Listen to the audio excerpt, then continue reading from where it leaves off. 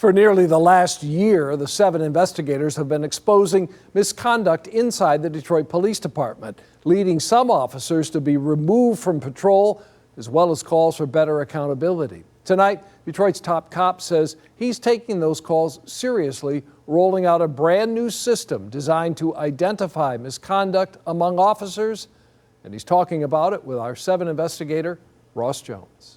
Overwhelmingly, the officers on this department do what they're supposed to do.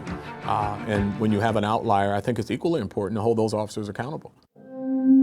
Over the last 9 months, officers who've not been held accountable by the Detroit Police Department have been the focus of our investigations. Cops sued at least a dozen times, some charged repeatedly by prosecutors or accused over and over again of using racist language and excessive force. Because of our investigations, the Detroit Police Department launched some of its own to try to find out which officers on the force today pose the greatest risks to the city and to the department. And understand, Ross, this is brand new. I think it's state of the art. I haven't found anyone in any other policing agency that's being this proactive. Chief James White ordered the top to bottom review of the entire 2,600 member police force.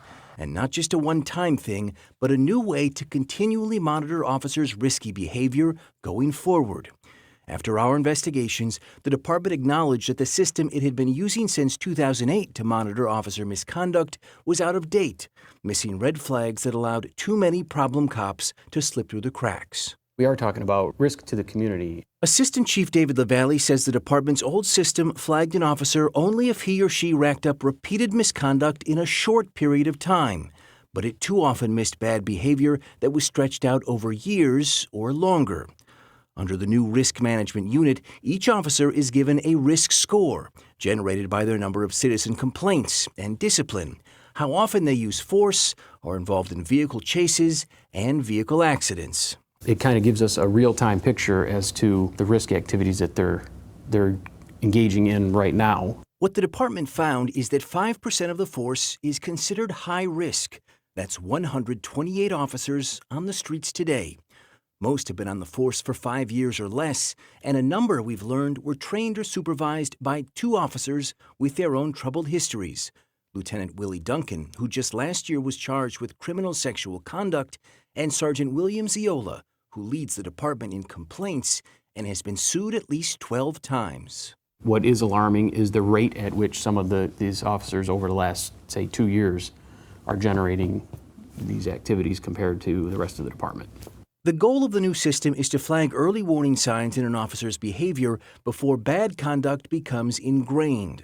There's a multiple auto accidents, possible fatal there. Last week, we revealed how 2 Detroit cops conducted an improper police chase that ended in a young woman's death. Officers deliberately kept their lights and sirens off and attempted to keep their dash cameras off too, in what a sergeant said amounted to a cover-up. You'll find both officers on the high-risk list for conduct that happened before that improper chase. They're now each awaiting discipline that could include termination. We've made some assignment changes based on risk. We're going to be creating some individualized training opportunities for some people that have hit our risk score. And we're also going to be, preventing some assignments. DPD plans to change risky behavior through a months-long monitoring period. Each cop on the list will meet at headquarters with an assistant chief or the chief himself, instructed on how their conduct needs to change.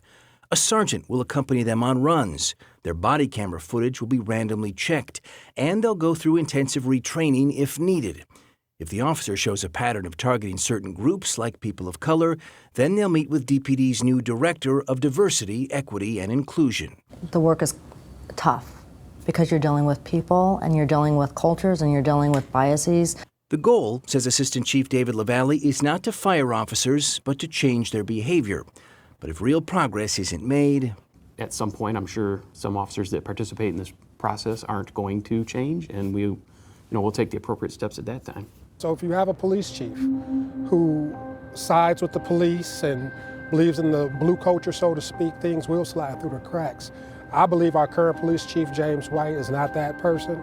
It's early, but Detroit Police Commissioner Ricardo Moore says he's optimistic the new system will shine a light on Detroit's troubled cops, helping to retrain those open to breaking their bad habits or if they don't, send them packing. We appreciate you and your reporting for bringing these things out. We want it to be a very functioning police department where we all can be trusted.